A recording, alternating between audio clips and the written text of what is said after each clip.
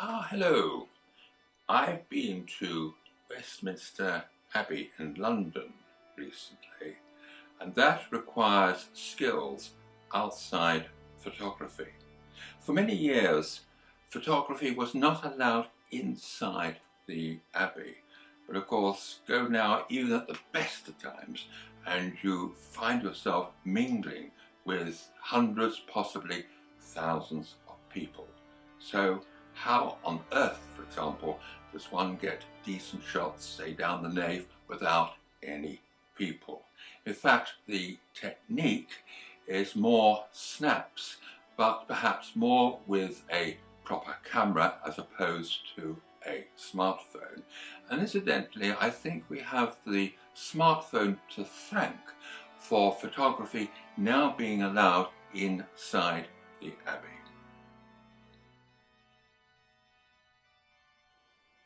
There are things one can do planning ahead that will help you.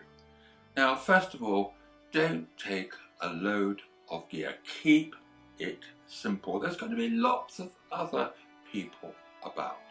And all I took was the OM system.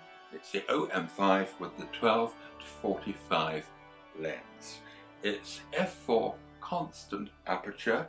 There's a superb image stabilizer inside the camera, but not the lens. But I was able to keep the ISO on 200, and with the help, of course, of the image stabilizer, I could take sharp handheld pictures, half a second shutter speed, perhaps even longer.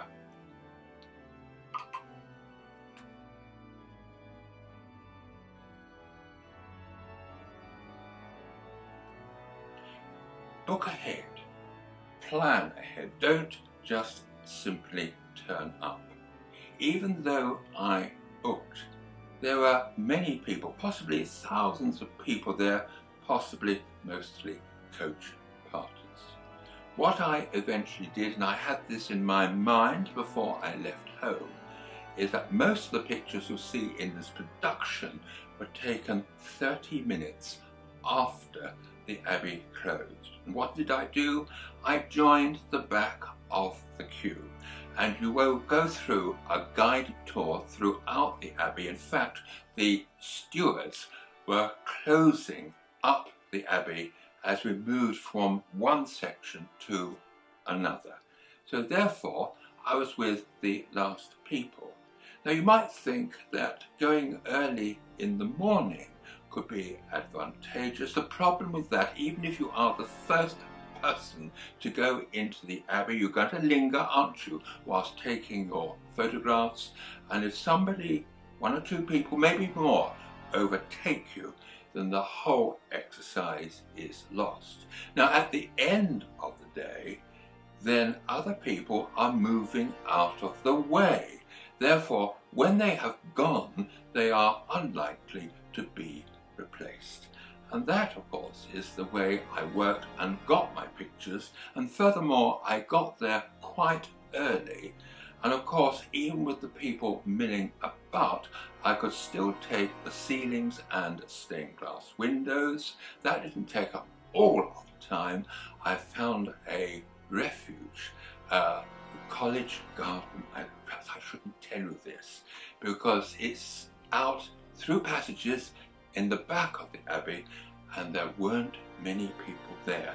In fact, I'm going to include it in a future Secret London #3 program, but that will come much later in the year. I'm working on it at the moment.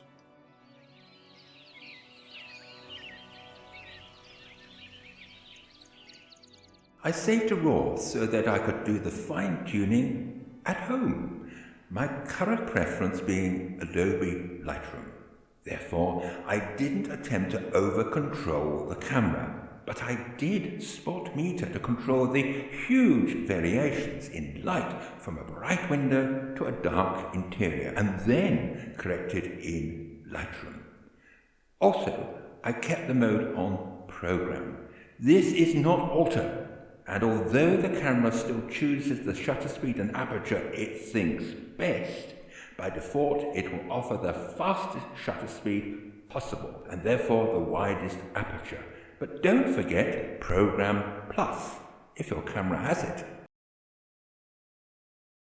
Even though I am waiting for people to go away, I still have to work at top speed. Therefore, I set the camera up beforehand with settings that I can stick with for most of the time. And the fewer, the better.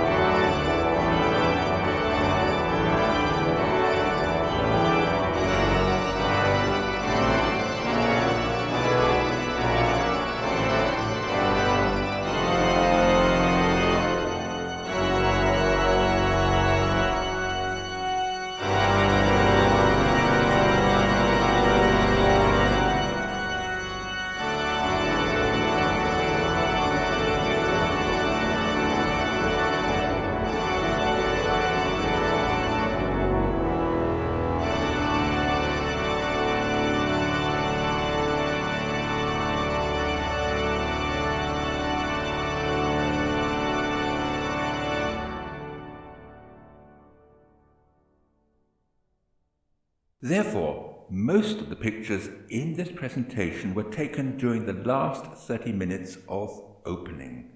I did enter earlier and worked everything out first, whilst mingling with hundreds of others.